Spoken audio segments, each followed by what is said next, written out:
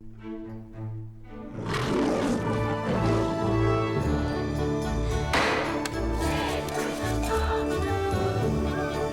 guess I'll see you at the hopper.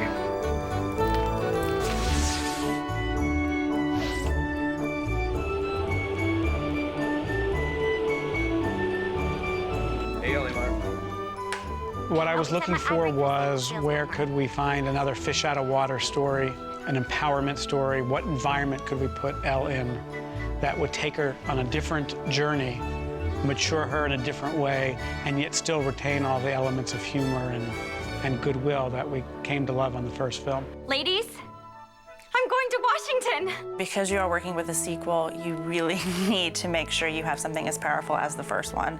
And we needed to have an emotional resonance with the Elwood's character. This one, you know, she's already with Luke Wilson, Emmett, so you didn't really have that kind of stuff to play on, which again is why we thought Bruiser, the fight for Bruiser, was so good. Presenting Bruiser Woods, Chihuahua. Who am I? Where do I come from? Bruiser's a movie star. We almost didn't get him. It was a very tough negotiation. You know dogs. And he asked for a lot. And held out at the end. Bruiser, get here! I just had to convince the studio that that was one star we could not do without. I don't think you're understanding me. I'm willing to pay for her. He's a wonderful animal who's got some kind of aura around him, and he seems to know when the camera's on him. I never really missed a moment because of that dog. I mean, they say don't work with dogs, but he was a pleasure. I mean, he did everything he was supposed to do, and right like that. Moondog and his trainer, Sue Chipperton. Together, they're a movie star. Before we start, I'm going to ask you all to just snap your fingers like this. The director of Legally Blonde 2 is Charles Herman-Wurmfeld, and he was so great to work with because he comes to the table with so many of his own ideas. I'd really liked this movie he had done before, Kissing Jessica Stein, and it was a great comedic movie, but it also had a good heart to it. I had met Charlie before, and in fact had asked him to direct a pilot based on the original movie, Legally Blonde. Ah, there she is! He had done his homework on Elle Woods. He knew the character. He knew what makes her comedy work. Even though she's larger than life, it's always sincere. You fall asleep when we watch The West Wing. That's true, but have you seen what they're wearing? All those browns and grays? Ugh. The first thing I said to the producer, Mark Platt, was, I'm in love with this character. I love this character. She is everything that I would aspire to be in the world. She's not judgmental, she's kind, she's compassionate, she gets her way. She manages to facilitate change around her, and she's such an incredible individual, so unique. If the fabric doesn't work with you, don't work with it. It's one of my favorite mantras. I mean, I certainly didn't want to reinvent this character. I think that, you know, Reese did a brilliant job of inventing her in the first place. You know, my goal was to help her bring her back. Reese started Type A Films. She actually started the company a couple years ago, and this is our first huge Type A movie. No biggie. On the contrary, it's a huge biggie. Being executive producer on this one was really a great responsibility to me that I took really seriously. I got to work on the script from the very beginning and work on picking the cast and choosing the director. It was really educational for me. It was the first time I'd ever done that. What she's looking to do, because she's a smart lady, is make a context for herself to work in as an artist. You know, I think she's an artist before she's a businesswoman. She is employing the business world and her power as a businesswoman to create an atmosphere for all of us to work in as artists. The pleasure is all mine. Believe me. For your first movie, I think it's hard when Reese has to be an executive producer and the actress because the lines do cross. I taught Bruiser how to shop online. I think I can handle Congress. It's fun sometimes, you know, we're waiting. She has to be just so or whatever, or something's going on, you know, that's an actor thing, and we say, tell the executive producer to get that actress out here, you know, because she does wear two hats. Welcome to the Wellington, ma'am. Thrilled to be here. Bob Newhart is such a dream to work with him because I watched his show every night when I was little. They had it on after the news, and I would watch it. I would sneak in and watch it while my parents were thinking I was asleep. And he's just a really kind, genuinely funny, humorous man. Ugh, all day long, I felt like white open-toed shoes after Labor Day. I hate that feeling. Bob is great. I feel like I'm working with an icon, you know, with Bob Newhart. He's just so in the consciousness of you know, America. Full sizzle, my ezzle. They explained to me it's a rap phrase, which I'm not real heavy into rap music, as you may guess. Sizzle my mizzle is the shizzle. Whatever it is. Are you sure you're not a politician? DC needs a few more of us. Women, I No, Al, blondes. We wanted somebody who from the beginning was lovable, who from the beginning was someone who you thought, I trust this person. This is a good politician. This is the kind of person that, Elle Woods would work for. This is Elle Woods, everyone. Basically me when I first came to DC. know. It's really exciting for me that Sally Field is playing Representative Reb because I had admired her for a really long time. Sally's someone that Reese looks up to very much, just personally, as I suppose we all do, because her career has been so varied and so accomplished. Oh, Libby just told me the news. Never underestimate a woman with a French manicure and Harvard law degree. I was so nervous the first day I met her. I just burst out in tears. I'm so and I just said, I had to tell her, I was like, I'm just so nervous to meet you. You work with someone who is such a professional and so good at what they do, and you are just linked in like two actors, and it, all history falls away. We're peers. There isn't any age difference. Can't do this alone. That's why I'm calling in reinforcements. Al, I hope we're talking to a couple of the brightest political minds in the country.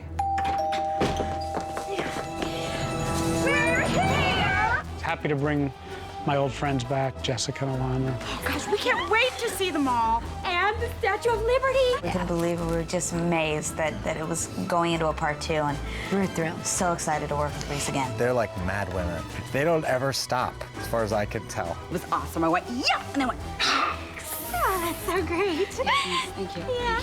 They've got this rhythm. They're like chihuahuas. How's that, Charles? Some wine to go with the cheese? And they go, go, go, go, go, go, go.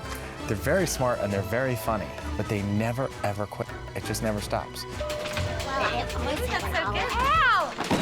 Everybody, this is the final member of our team, Paulette Parcell. It was exciting to see Jennifer come back and play this character, Paulette, again, because she's so funny and always says the wrong thing at the, wrong moment. who's ready to discharge? But she's so lovable, you just have to hug her. Then we're gonna take out our Miss, save me a good one. Full color, big picture of Bruiser. The girls love him. During the screenings, he just comes on and you can just hear them oohing and aahing. He's like the perfect guy in all these movies. Look, Elle, your work is here right now, and it's important. So I'm bringing the wedding to you. Because he's so macho, and the character is actually not very macho. He cannot wear the pants and still wear the pants because he's Luke. But now and then he'd be just like, oh, Charles, you're killing me. Like, are you telling me I'm gonna have to let her drive the car? We get married and we get in the car and drive away and she's gonna drive? Especially because he got to wave goodbye at the end. He made me promise not to use that take, and I just officially apologize. Sorry, Luke. Hey, Mark. Tried to hold off as long as possible to develop a look that was not like the first movie. So we're dealing with two things here. One is that Reese had become a movie star since the first movie. And the other thing was that differentiation from the first movie to take it to another level. Hey, Bruiser's mom. In a way, we kind of worked backwards from Reese, that she needed to be a shining beacon in the movie. Oh, my God. You look like the 4th of July. For me, it's about reflective surfaces, where it's not so much how much light you put on, but how that light is reflecting off her skin, like what it's going through. And that gives her a radiance. That radiance plays against the darker Washington. It's pop-up. I just wanted everything to shimmer and shine and feel like it was soft and shiny and delicate and sparkly. And Elliot delivered her in a way that, I've never seen her look like that. And part of that was at our test, because you do like a screen test for your actor where the director of photography, in this case Elliot Davis, gets to set up some lights just like today and shoot the actor in all different lighting schemes. He showed me two things which were surprising. One was the pink light, which I freaked out when I saw. I was like, we have to use it everywhere, and I started to sort of temper it, and eventually it's in some scenes and not in some scenes, and in fact, in the scene we discussed in the law firm where she gets fired, it's there, and then she gets it knocked off her. You're fired, Elle. What? Because I think about it like her power or her optimism. The second thing he showed me that was amazing was that silhouette shot where she's sort of backlit and glowing, but you don't see her face, and then the lights come on. He really created a glow for the movie that I was very pleased with.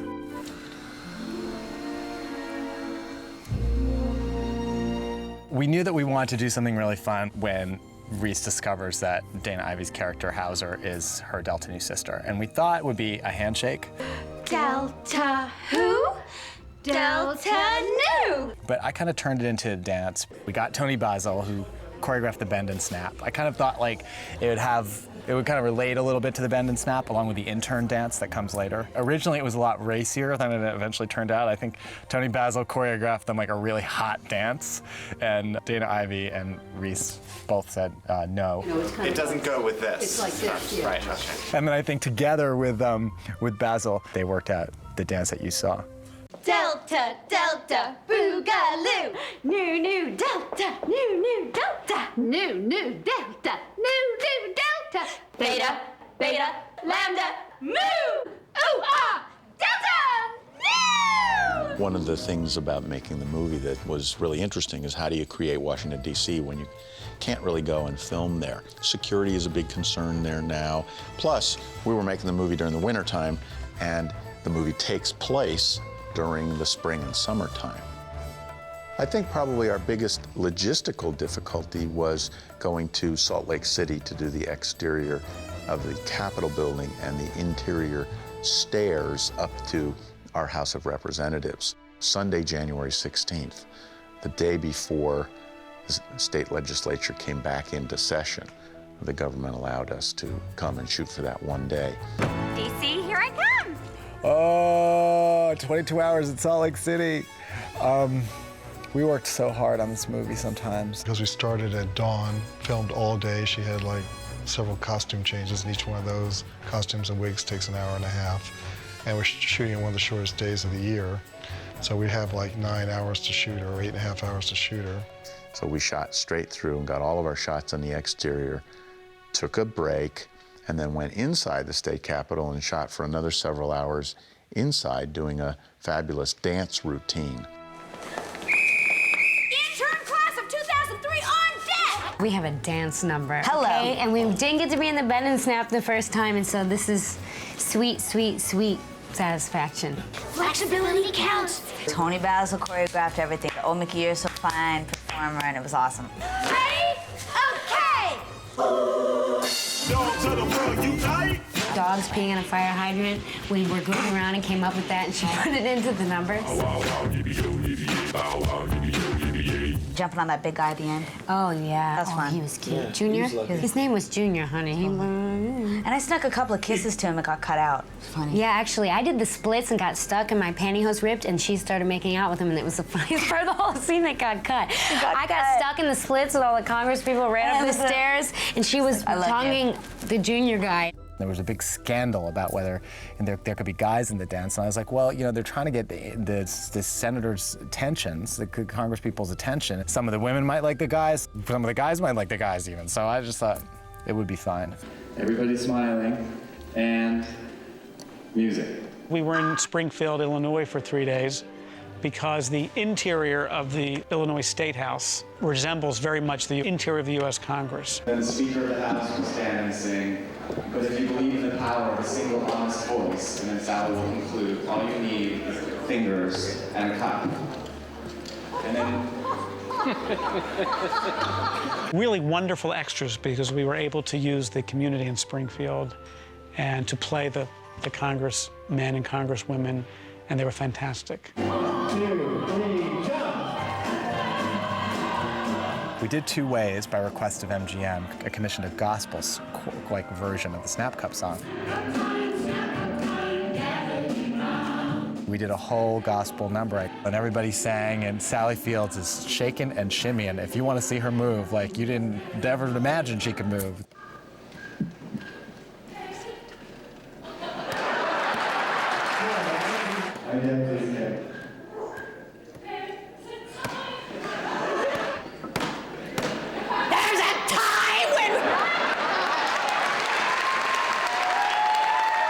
What's in the movie is the slightly more restrained version. This week, Congresswoman Libby Hauser finished decorating her house, sent her son off to college, and negotiated a settlement between the San Antonio labor unions and the Department of Sanitation. Snaps for Congresswoman Hauser.